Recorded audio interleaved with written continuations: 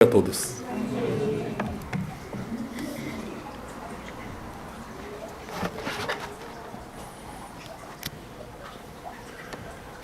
De manhã,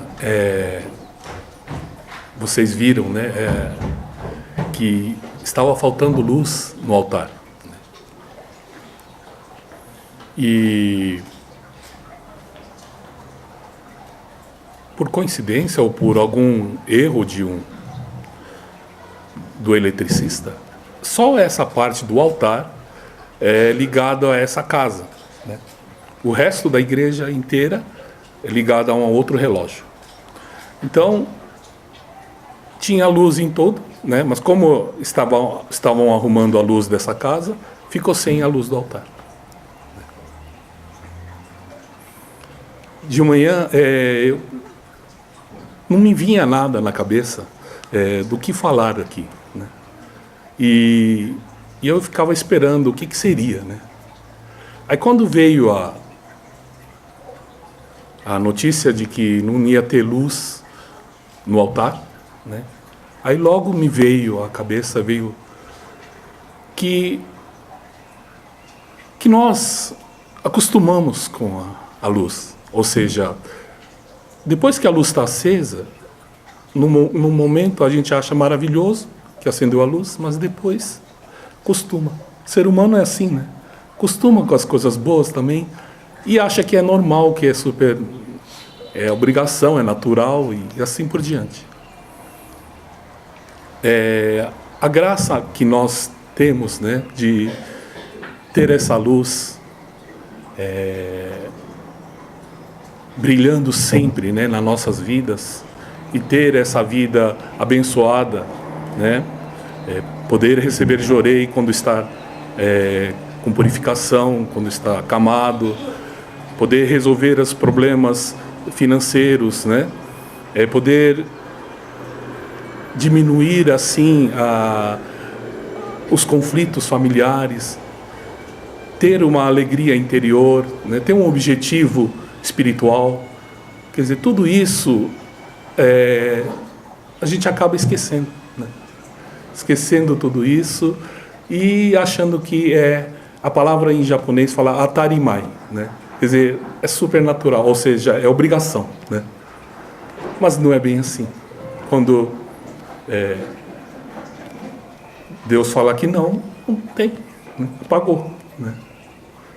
Quando acontecia fatos desagradáveis, por exemplo, quando o Meishu Sama tinha uma reunião ou com membros e assistia a discussões, né, na hora ele se retirava. Porque não por uma má educação, nada, ele não suportava aquela vibração de um ofendendo o outro, um machucando o outro, né? Nós temos fé em Kannon, né?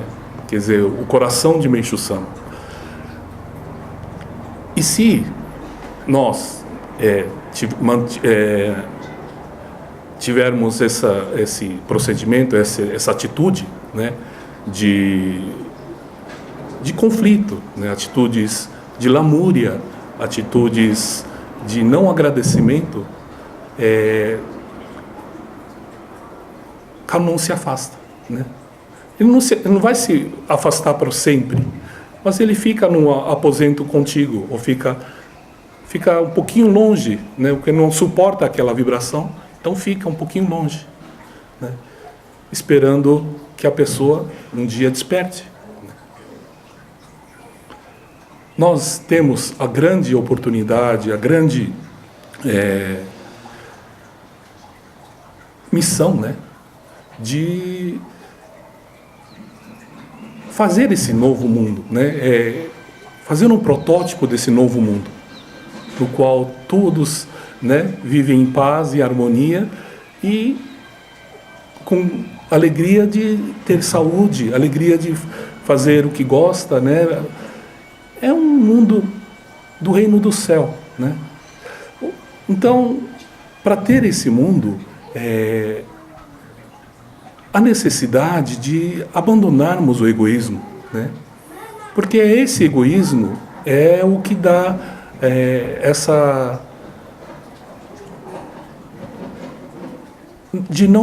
de cada um não poder aproximar da gente, né? Por causa do coração egoísta. É tudo bom, maravilhoso, né? Mas essa que vocês aprenderam é para ser passado para outras pessoas. Não é uma exclusividade nossa, fazer um pequeno grupo e fechar, né? E sim, uma grande novidade, uma grande nova que precisa ser, né, difundida, né? E para isso temos a grande bênção de ter um espaço agora para poder chamar as pessoas, né? Um espaço em que tem a parte de jardim, a parte do belo. Então, é automaticamente muito acolhedor para as pessoas, né? Que tem diversos tipos de barreiras contra a religião, né? Então, naturalmente uma coisa assim maravilhoso para a pessoa já entrar no clima, né? Por isso, o que a gente tem visto, né, e presenciado com os Mameritô, os frequentadores, esses dias a minha sobrinha, né, falou que um fulano lá tem, o senhor lá tem um celular de última geração, né? E que esse celular de última geração, só que ele só liga o telefone para falar com outra pessoa. E que todas as outras funções são, né, desse celular, o mais moderno de todos, né? Então não usa, né? Então a gente sente bastante isso perante os membros, perante as pessoas que estão aprendendo, de não estar no todo potencial, né?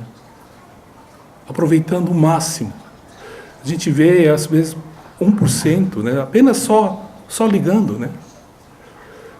Mas também tem uma falha nossa muito grande, né? Eu, por exemplo, eu estou relutando a baixar alguns programas, né, que todo mundo já usa. Mas não sei por que a gente reluta, né? Porque a gente acostumou com a forma antiga, o modo, né? Por exemplo, o Uber eu não baixei ainda, né? Eu prefiro pegar táxi. Mas não é que prefere. Você se acomoda ao jeito que você aprendeu, né? Mas por que não compartilhar? Vai para o mesmo local. Uma coisa da era do dia, né? Economiza gasolina. Vai 4 no mesmo local, quer dizer, além de você economizar dinheiro. Não, mas a gente reluta. Não abaixei ainda, mas eu tô, né? É engraçado isso. Por que será, né? Então, aqui a gente vê muita gente e determinados ensinamentos, a pessoa mastiga bem e consegue praticar e vem as bênçãos, mas outras pessoas nem cogita em experimentar, né? Nem cogita em ver se dá certo, né? Já tenho o jeitinho, não, Meixo Sama é só para a parte espiritual e o resto eu deixo que eu cuido, né? Então, isso a gente tem visto muito. E temos visto assim, graças em todos os setores da vida humana, né? Para quem se arrisca, que no começo há uma certa pela própria desconhecimento, né? Uma certa dúvida, né? Mas é mais por causa disso, né? Por que não experimentar, né?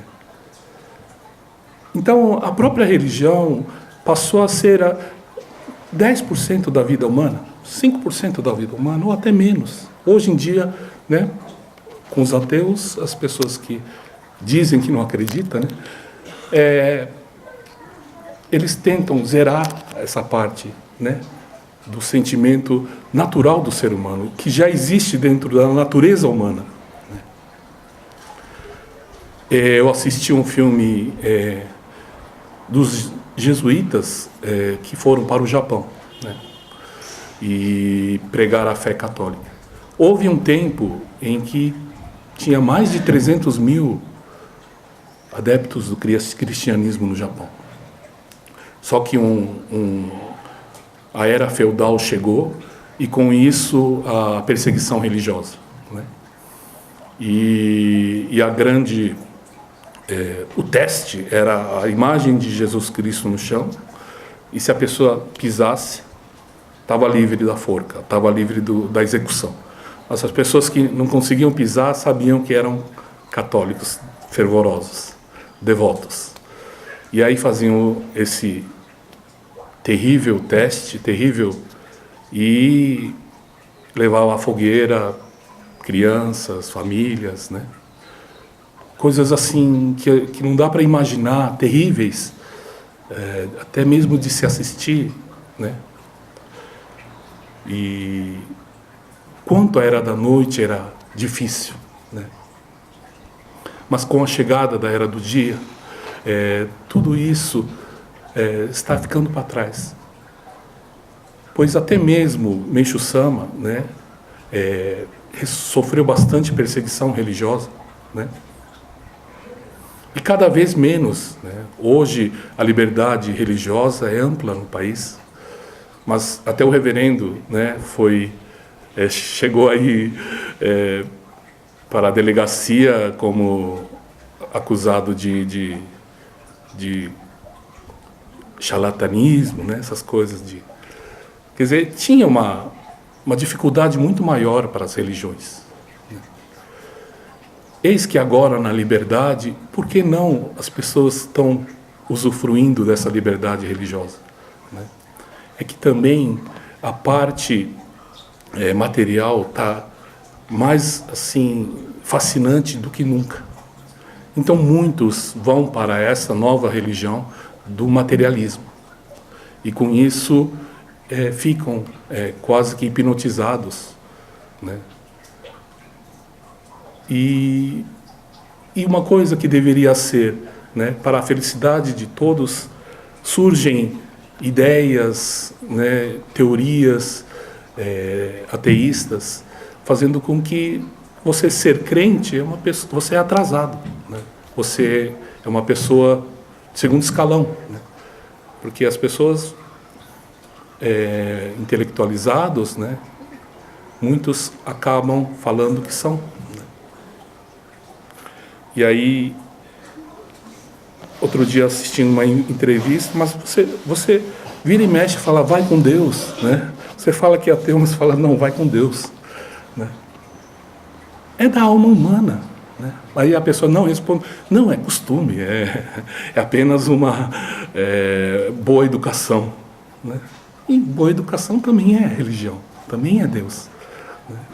Então, essa negação da natureza humana está fazendo o ser humano cada vez mais infeliz, né? A cada nova descoberta, a cada a inteligência avançando, não está acompanhando a felicidade, né? Quando via nesse filme, os cristãos são agricultores que não sabiam ler, de uma simplicidade, mas os jesuítas ficavam assim impressionados que tinham mais fé que eles mesmos, né? Uma pureza na fé, né?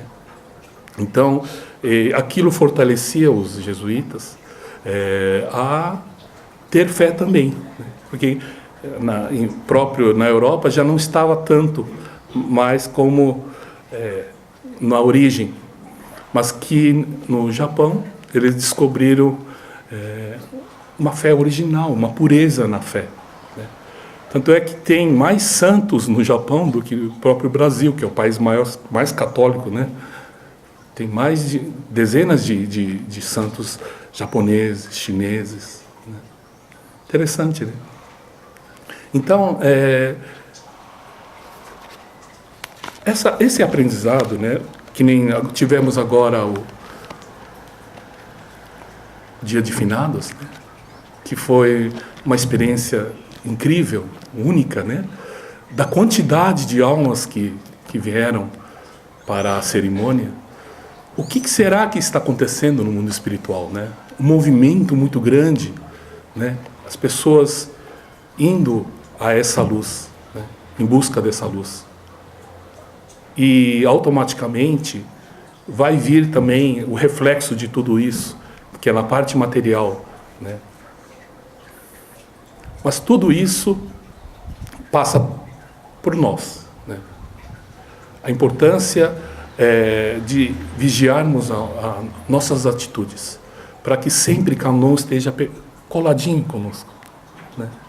Senão ele se afasta, e a gente sente que se afasta, né?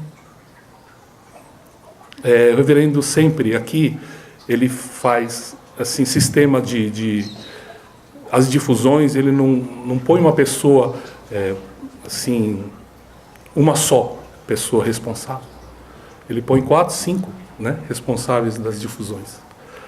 E a difusão, nesse período, não cresce, né? É como se fosse um teste para esses 4, 5 se encaixarem, se amarem, se gostarem. Mas Deus põe 5 pessoas absolutamente diferentes. E aí, fatalmente, o que acontece, né? É atrito. Se o mundo inteiro fosse igual a gente era amigo de todo mundo, porque é igual a gente, né? Mas não. Kanon gosta de ver diversidade, do colorido do mundo, né? Os discípulos de Kanon são assim, um diferente do outro. Agora você imagina esses discípulos de Kanon, são divindades de diversas regiões do mundo. Tem divindades hindu, chinesa, japonesa, divindades, até divindade persa. Tinha nas divindades que seguem a Kanon, né? Mas com a liderança de Kanon, eles se unem, né? Imagina se Kanon não tivesse, era guerra, né? Então, Reverendo sempre falava, né? O final da batalha final entre o bem e o mal é vencido pelo bem, pois o bem se une. E a dificuldade do mal é a união. Apesar deles terem uma força descomunal individualmente, as entidades negativas, eles jamais se unem, jamais se sacrifica pelo outro, né? E com isso enfraquece, né? A traição entre eles, né? A desunião, e com isso espíritos mais fracos, né? Espiritualmente falando, mas que a união, né? Faz com que sejam um só. Essa é a ideia do politeísmo japonês, né? É a união de todas as divindades, fazendo com que vire a divindade suprema.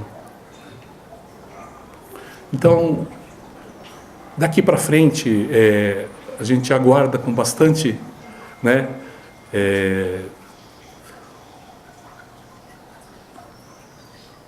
bastante, como é que fala a palavra?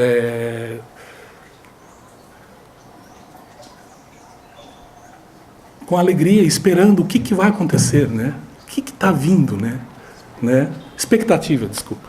Isso. Uma grande expectativa pelos acontecimentos atuais, né? Espirituais que estão. Esse carinho de Deus por todos vocês é muito comovente, né? Toda a oração sempre ele faz um jeito de mostrar a presença, né? Ou sendo como